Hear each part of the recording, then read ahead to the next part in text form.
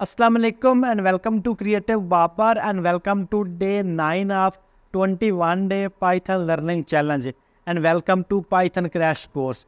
दोस्तों, इस वीडियो के अंदर हम सीखने वाले हैं एरर हैंडलिंग, जो कि हमारी जितनी भी कोडिंग लैंग्वेजेस हैं उसका सबसे बड़ा और अहम टॉपिक है एरर हैंडलिंग। अब दोस्तों, कोडिंग के अंदर एरर आना बहुत ही सिंपल है। आप कुछ भी लिख रहे हो, साम टाइम एक डॉट का एरर आ जाता है, साम टाइम एक सेमीकोलन का एरर आ जाता है, साम टाइम इस तरह से होता है कि हमने सारा कोड सही लिखा होता है और एक ब्रैकेट का इश्यू होता है और हमें घंटों को ब्रैकेट भी नहीं मिलती।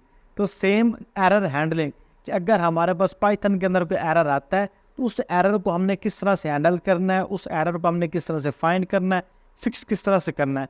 वैसे तो अभी हमारे पास एआई टूल इतने ज़्यादा मौजूद है, कोई भी एरर आता है वो खुद ही हमें बता देते हैं, लेकिन उसी बंदे को बताएंगे ना जिसको पहले कोडिंग आती है, जिसको कोडिंग का हाउ नो पता पता है। अब आम बंदे को तो नहीं पता कि एरर कहाँ पे आया, फाइंड किस तरह से करना है। तो इसके अंदर मैं आपको सिखाऊंगा एरर हैंडलिंग किस तरह से करते हैं, कोई भी जो एरर है उसको फाइंड किस तरह से करते हैं। ट्राई और कैच मेथड हम यूज़ करते हैं हमारे जो जावास्क्रिप्ट है उसके अंदर। इसके अंदर हम यूज़ करते हैं ट्राई और एक्सपेक्ट मेथड, और साथ में हम इसका फाइनल मेथड भी इस्तेमाल कर सकते हैं।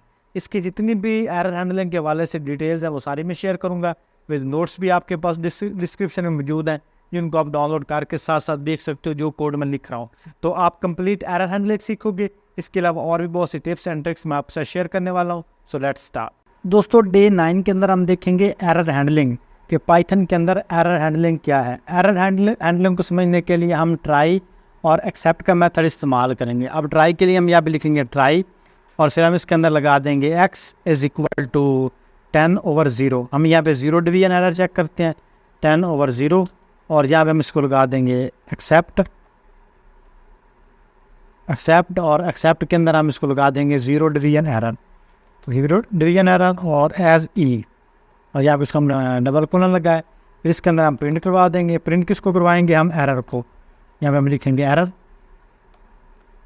और इस साथ में कॉमा लगा के ई को भी प्रिंट करवा देंगे। अब ये ब्लॉक इसका यहाँ से स्टार्ट होना है, इस वजह से मेरे पास ये एरर आ रहा था। अब इसको यहाँ पे सेव किया, सेव करने के बाद कमांड को रन करेंगे तो मेरे पास आ गया 0 डिवीजन एरर डिवीजन बाई 0, कि क्योंकि हमने 0 से डिवाइड किया तो मेरे पास वो एरर आ गया कि आप एलिमेंट को 0 से डिवाइड कर रहे हो।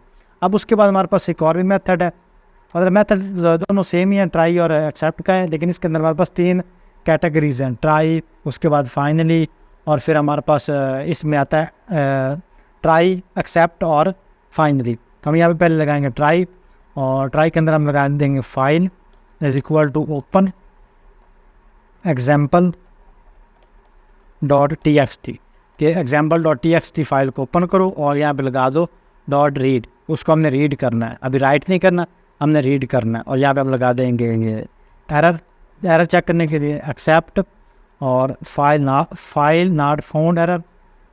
हमारे पास फाइल नॉट फाउंड एरर आता है क्योंकि हमारे पास ये वाली फाइल मौजूद नहीं है एज एलिमेंट हमारे पास।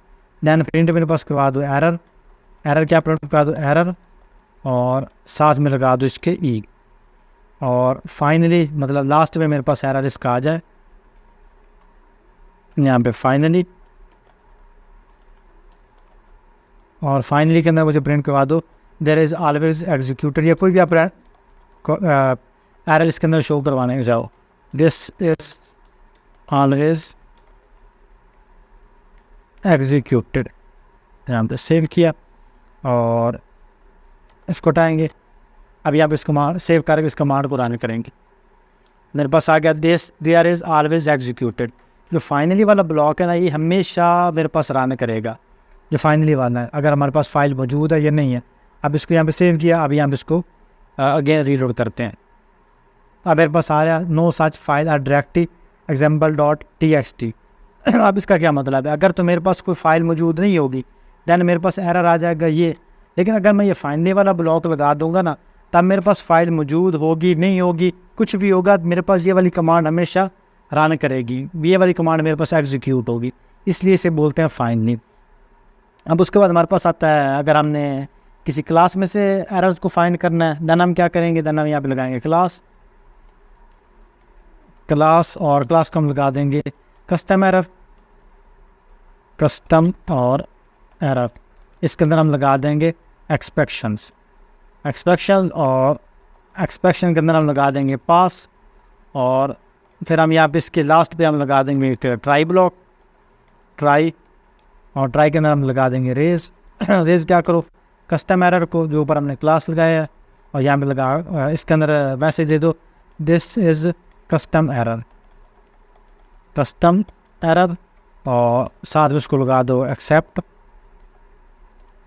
एक्सेप्ट, और एक्सेप्ट के अंदर आप इसको लगा दो कस्टम एरर एज ई, और यहाँ पे प्रिंट करवा दो एरर को, एरर, और साथ में जो ई है उसको भी प्रिंट आउट करवा दो। सेव करेंगे और अब इसको यहाँ से रीलोड करेंगे, तो मेरे पास आ गया error this is custom error, जो मेरे पास यहाँ मैसेज आ रहा है वो मेरे पास यहाँ पे मैसेज प्रिंट हो गया। इस तरह से अगर आपके पास किसी क्लास में एरर आ रहा है तो आप उसको भी चेकआउट कर सकते हो।